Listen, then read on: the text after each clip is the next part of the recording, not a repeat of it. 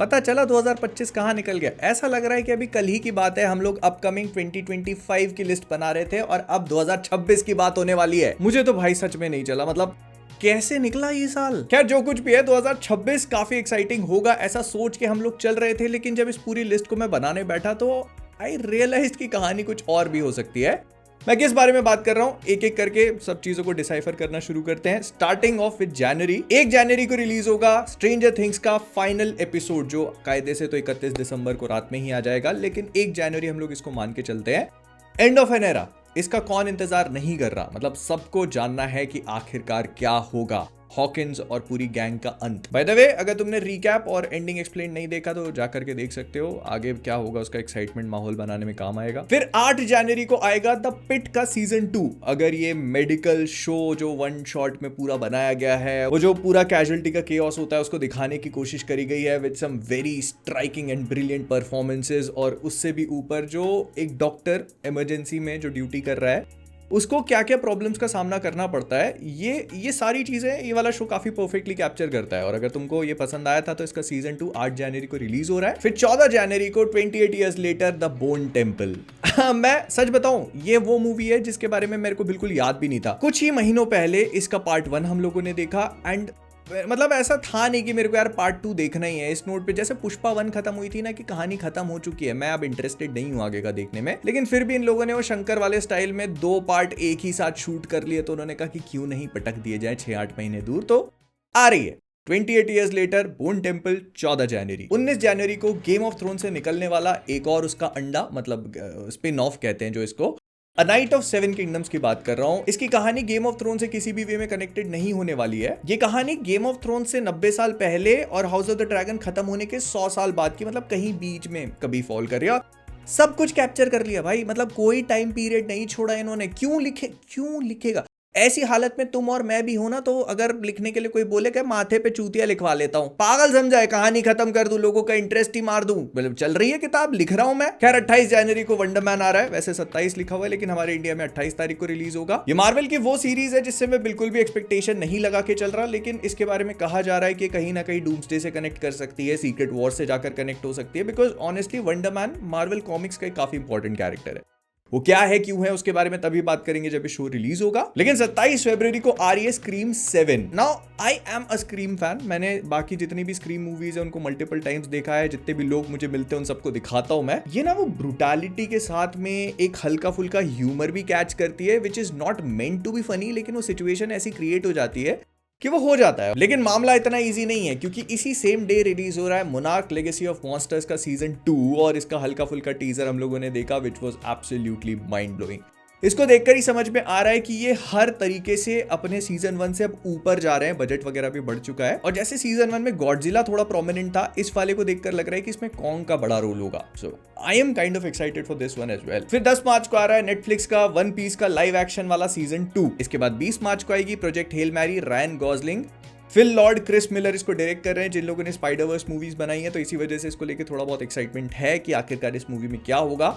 Promos ठीक ठाक लग रहे हैं, जब मूवी आएगी तब देखते हैं। लेकिन मार्च की कहानी यहीं पर खत्म नहीं हो जाती, क्योंकि 2 चीजें ऐसी हैं जो इसी टाइम पर रिलीज होंगी। हालांकि उनकी रिलीज डेट अभी नहीं है हमारे पास, बट वी नो कि ये मार्च में ही आने वाली है। पहली है डेयरडेविल बॉर्न अगेन का सीजन 2। इसका ब्लैक स्टेल्थ सूट जो है उसके स्टिल्स हमको ऑलरेडी देखने को मिल चुके हैं, एंड वी ऑल नो कि the show is going to go down between Kingpin and Matt Murdock. Plus इसके लिए पुरानी कास्ट जैसे कि जेसिका जोन्स और ल्यूक केज, ये सब लोग रिटर्न कर रहे हैं। आयरन फिस्ट के बारे में मुझे नहीं पता, देखते हैं यार क्या होगा, इसका पता नहीं है। लेकिन इसी टाइम पर जो एक चीज और रिलीज हो रही है वो है इनविंसिबल का सीजन 4। रिलीज डेट हमें नहीं पता, लेकिन हल्का फुल्का कंफर्म कर दिया है कि मार्च 2026 में ही कभी आएगा। 3 अप्रैल को आ रही है मारियो गैलेक्सी। मारियो की फर्स्ट मूवी काफी बढ़िया थी, देखने में इंटरेस्टिंग थी, जितना मैं सोच रहा था उससे मजेदार थी, तो मतलब इसको भी तुम मजेदार समझ सकते हो। फिर इसके बाद जेम्स वॉन और ब्लम हाउस जो हॉरर मूवीज बनाने के लिए फेमस है, तो उन्होंने सोचा यार हम कॉन्जरिंग बना के परेशान हो चुके हैं, इंसीडियस के 8-10 पार्ट बन गए, तो क्या किया जाए, ऐसी किसी आईपी से खेलने को मिल जाए ना तो मतलब मजा ही आ जाए। तो वो इविल डेड राइज के डायरेक्टर ली क्रॉनिन के साथ मिला करके द ममी बना रहे हैं।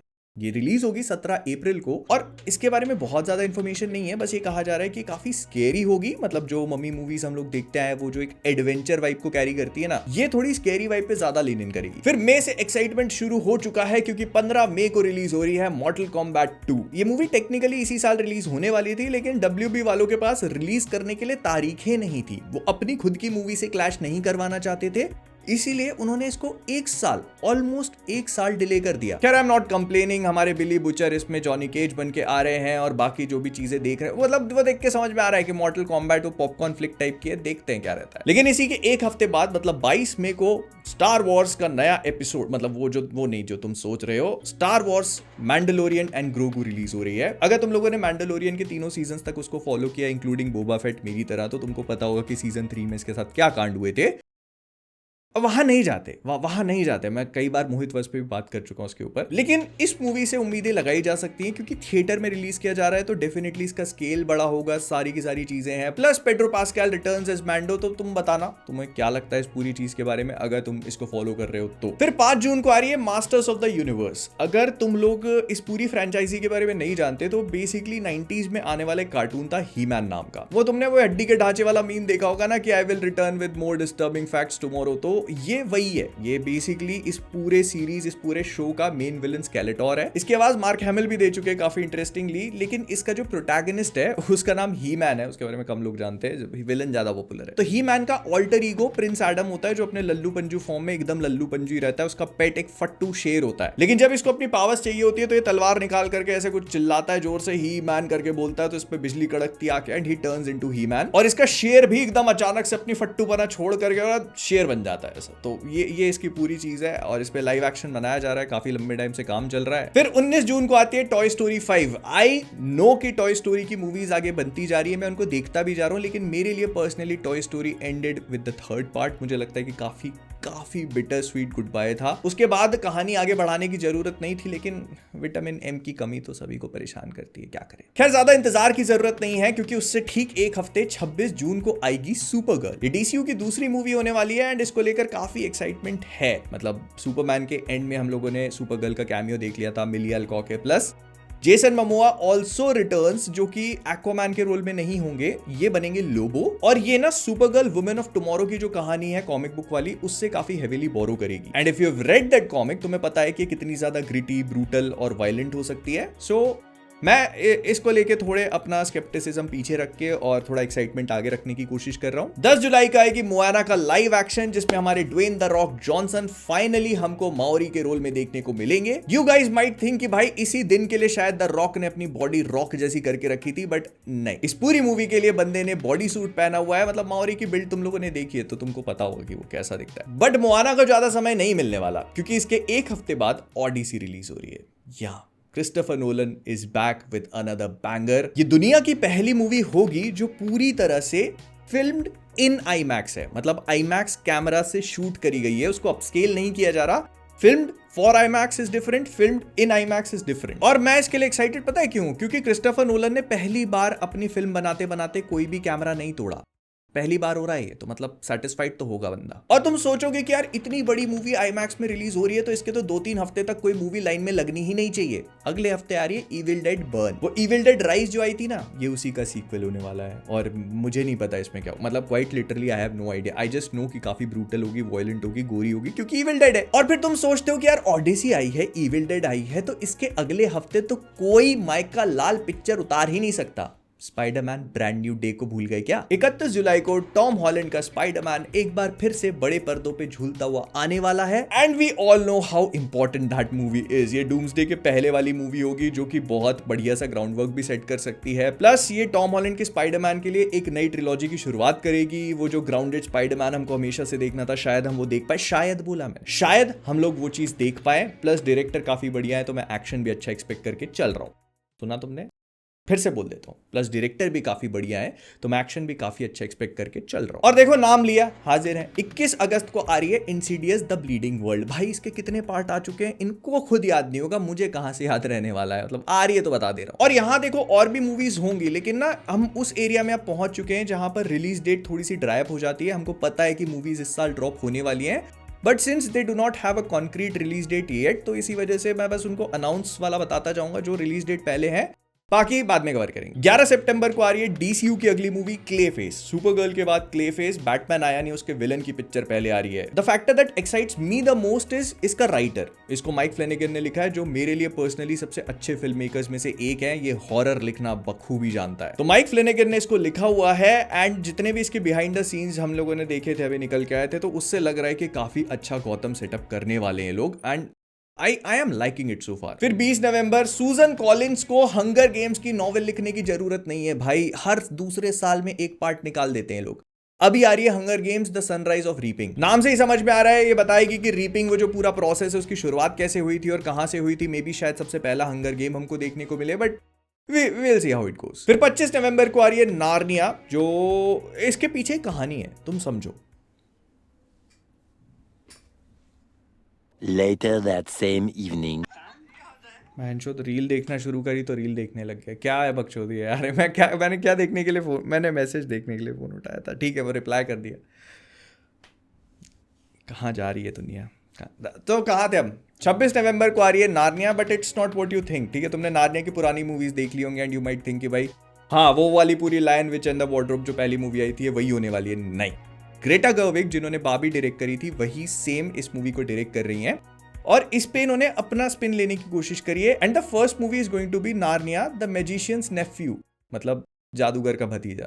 तो ये वही है इसमें, मतलब अब क्या है पता नहीं। पहले कहते हैं कि पहली नार्निया नॉवेल है, नहीं मतलब lion witch and the wardrobe release पहले हुई थी। क्रोनोलॉजी के हिसाब से द मैजिशियंस नेफ्यू पहले आई है, मतलब पहले बाद में आई है, लेकिन क्रोनोलॉजी के हिसाब से वो है स्टार वॉर्स वाला लफड़ाना है यार वही। तो ये इसको क्रोनोलॉजिकली बनाने की कोशिश कर रहे हैं गेस। और देखो मैंने बोला नहीं कि हम लोग दिसंबर तक आ गए, 2026 ऑलमोस्ट खत्म होने को आ गया, लेकिन पिक्चर ही नहीं, क्योंकि 11 दिसंबर को रिलीज हो रही है जुमांजी का 3rd part. No one asked for this but here we are. The Rock, Jack Black, Kevin Hart और वो नेबुला बनती है लड़की, उसका नाम क्या है वो, ये चारों रिटर्न कर रहे हैं अपने पुराने रोल्स में। और कहने को ये इस पूरी सीरीज की आखिरी पिक्चर है। या we have heard that before. लेकिन दिसंबर 2026 में यू गाइज नो कि इसमें कितना एक्साइटमेंट है। दिसंबर 2026 इज समथिंग। अगर मुझसे आज कोई बोले ना कि तुम पूरा साल स्किप करके दिसंबर 2026 में पहुंचना चाहोगे, मैं कहूंगा अब भी पहुंचा दो।